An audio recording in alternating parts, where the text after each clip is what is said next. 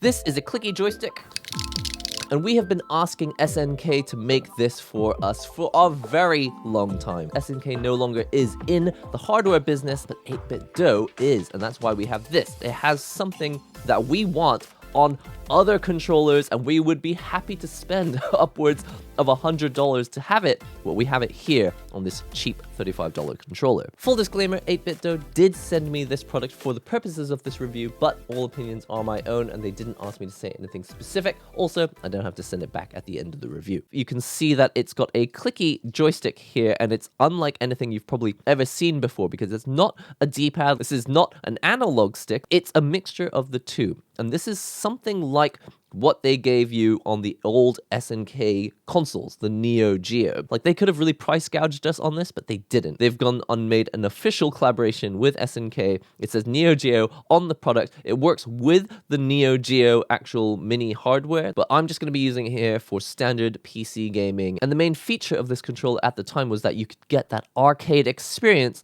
at home on your home console using this. So instead of using the sensors that you would get in a normal analog stick, it actually just has 4 micro switches on the inside, and that's why you can hear the clicks. And that's really useful in a fighting game, because when you're using something like an arcade stick, which has 360 degrees of motion, you don't really know if you're down here, are you somewhere in between. There's like an almost infinite number of positions that you could be in between the directions, but you need to be in one of the 8 positions: left, right, down, up, or any of the diagonals. So for example, if you're doing a fireball, you'd do a quarter circle motion, and then you get the fireball to come out. And if you do it on the opposite direction like this, you get a tornado kick. Those are the standard moves that we all know from decades of Street Fighter. But some motions are a little bit trickier for beginners, especially if they don't have someone coaching them and telling them how to do it. But it's actually just forward, down, down, forward. And if you don't have clicks, you may not even know that you just missed the down input. But because I've got the clicks, I go forward, down, down, forward. I can feel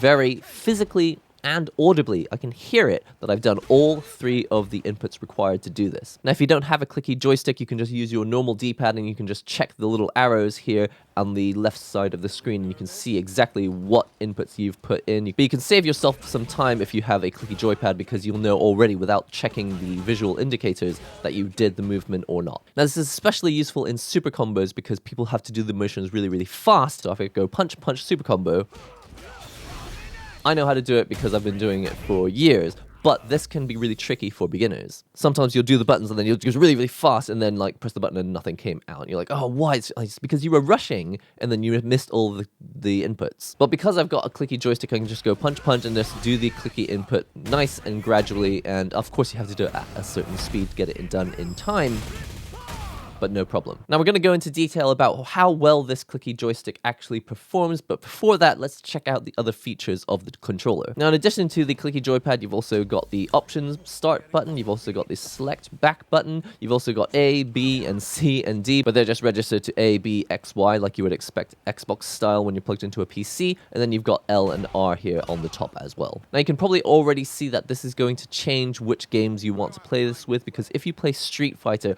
I much prefer to have directions on my left hand and all of my inputs on my right hand. And because there's no R2 button, it means that I have to have kick on my left finger, and I am much more likely to miss an input if it's on my left finger, because like while I'm doing this jiggery pokery with my thumb, like my left finger will move and it won't be ready to press this button all the time. So keep in mind that this is a controller that is aimed at 4-button fighters, especially like anime games, but games like Street Fighter where you're used to having both strong buttons, strong punch and strong kick on the shoulder buttons, this is going to take some getting used to. So really that's all the main features of the controller. I've got light punch, medium punch, heavy punch, and I've got light kick, medium kick, and heavy kick over here. And I've actually reset the back button to be my parry button, and this works really, really well. When I want to do a drive rush, I just go forward, forward, and then I press the parry button, and then I get my drive rush, and then I can do my combos after that. Generally speaking, the buttons feel fine. They're your standard membrane buttons. I actually really like buttons that feel like this. This is kind of what I prefer compared to those clicky buttons that have been coming out on a lot of pro controllers lately. You may also like that these face buttons are huge. They're way bigger than what you get on most pro controllers these days. Should also mention that you've got this star button here. I don't really remember what that's for. I don't use it. And there's also this button which functions as a home button when you're in Steam. But really what you want to know is how well does the Clicky D-Pad work? And I have good news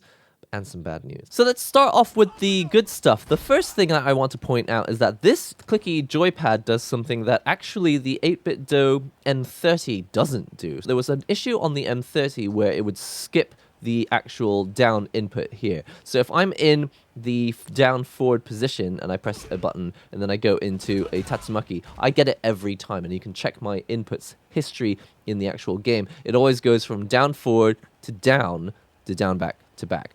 But there are plenty of controllers, really expensive controllers out there, that if you go from down forward to down back, it will just skip the down input entirely, because it will go from these two switches to these two switches, and it won't ever register that there was a down input. But I never seem to have an issue with this controller. It seems to come out every single time. So I'm really, really happy that this $35 controller is outperforming other controllers that sell for $250. Really, really impressed by that. However, that's not where the story ends. There are a number of issues. The first one is that it has a massive dead zone here in the middle. Now, if you're using an arcade stick, that's fine, but when you're using your thumb, you only really have the range of motion that is allowed by these joints here in your thumb. And so, like, if you were just moving your thumb around on a D-pad, you just tilt it a bit like this, up, down, left, right, and you've got all of your movement. But on this joystick, to go from right to left, you have, look how much I have to move this joint over here. To go from here to here, there's a huge amount of movement, and then go from here to here, a huge amount of movement. Even though we've been dreaming about the day that SNK finally makes this joypad again for us, it's finally arrived, and I think the truth is, the painful truth is that actually it's not an optimal way to use a D-pad. Really, pushing down on directions on a D-pad is much faster and much more optimal than using a small, teeny tiny joystick. Now, I'm sure that if you made this thing a little bit longer, you might be able to even use it like a joystick. You could even use your index finger. You could just hold it like this. I don't know. I could definitely, it's already a little bit big enough that you could use it like a mini joystick, but I don't recommend it. Really, you're meant to be using this with your thumb on top, and I think you just discovered that there's a lot of movement required for your thumb.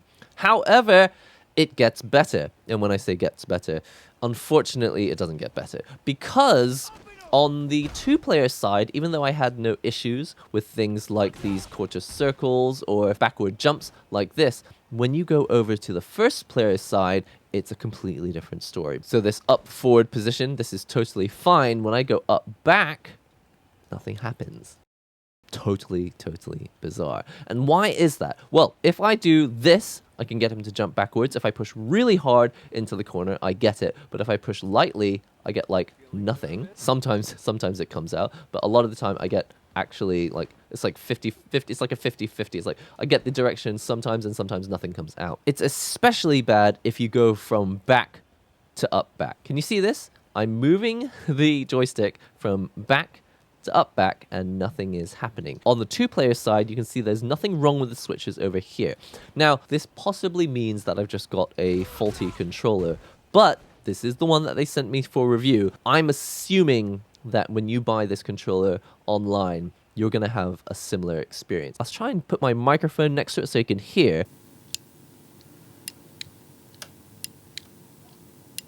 It's really bizarre that you can get the confirming and satisfying click that lets you know that you have absolutely pressed the upward back direction, but actually not get it in-game. That makes absolutely no sense, and it's the opposite of why you would buy a Clicky joystick. Now, the other thing is that because it has this massive dead zone in the middle, it means that actually if you move your controller in a circle like this, it's very possible for diagonals to be missed. So for example, when I'm doing a Tatsumaki like this, I need all three directions. I need down, down back, and back. If I push into the corner, then I can actually get the move to come out. The thing is, you do not have time in a fighting game to be worrying about pushing directions all the way out and riding the gate. You really want to be able to optimize and have as little motion required as possible in order for these moves to come out. So you don't want to work against your controller, you want to be working with your controller. So I'm in an awkward situation here where I actually really love a lot of stuff about this controller, but I think maybe just because of the price,